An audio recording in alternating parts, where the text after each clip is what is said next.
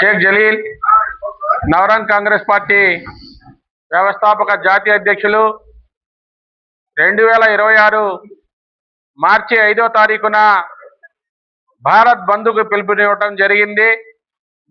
మంగళగిరి నియోజకవర్గంలో నారా లోకేష్ గారు ప్రజా సమస్యలను విస్మరించి ఎస్సీ ఎస్టీ బీసీ మైనార్టీలను అక్రమంగా కేసులు పెట్టి కారాగారంలో నిర్బంధిస్తున్నకు నిరసనగా మరి 2020 మార్చి 5న భారత్ బంద్కు పిలుపునిస్తూ ఈ భారత్ బంద్కి అన్ని రాజకీయ పార్టీలు, కుల సంఘాలు, వ్యాపార సంస్థలు, ఆర్టీసీ కార్మికులు, ప్రజలంతా కూడా విరివిగా పాల్గొని కాశ్మీర్ నుండి కన్యాకుమారి వరకు అన్ని రాష్ట్రాల్లో నవరంగ్ కాంగ్రెస్ పార్టీకి మంచి బలమైన కార్యవర్గం ఉంది.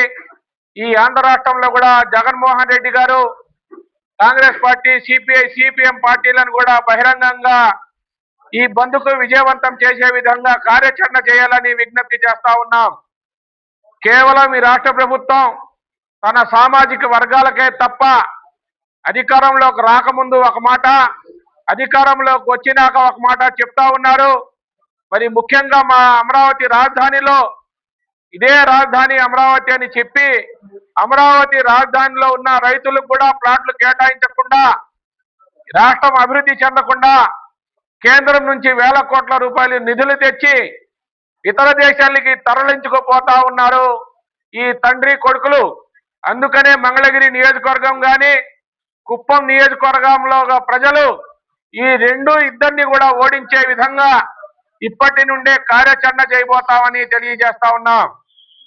మంగళగిరి నియోజకవర్గంలో చినకాకాని గ్రామంలో వగ్బోటు భూములు 72 ఎకరాలు ఉంటే ఆ వగ్బోటు భూమి ఇండస్ట్రియల్ పార్క్ ఇస్తాడంట. ఈ రాష్ట్రంలో 70,000 ఎకరాలు వగ్బోటు భూములు ఉన్నాయి. ఒక్క ముస్లిం కుటుంబానికన్నా ఒక్క ఇళ్ల స్థలం 2 సెంట్లన్నా ఇచ్చిన దాఖలాలు ఉన్నాయని అడుగుతా ఉన్నాం. మైనార్టీ కార్పొరేషన్ ద్వారా కానీ ఈ రాష్ట్రంలో హజ్ హౌస్ ఉందా అని అడుగుతా ఉన్నాం. ఉర్దూ అకాడమీని నిర్వీర్యం చేశారు, ఫండ్ లేకుండా అభ్యర్థిని కేటాయించారు. ప్రజలంతా అసహించుకుంటున్నారు. తెలుగుదేశం పార్టీ మీద వ్యతిరేకత వచ్చేసింది. తెలుగుదేశం పార్టీ మరలా అధికారంలోకి వచ్చే పరిస్థితి లేదు. ఇప్పటికైనా లోకేష్ గారు, చంద్రబాబు నాయుడు గారు మనసు మార్చుకొని అక్రమ కేసులు నిరోధించాలని, మార్చి 5న జరిగే బంద్ను విజయవంతం చేయాలని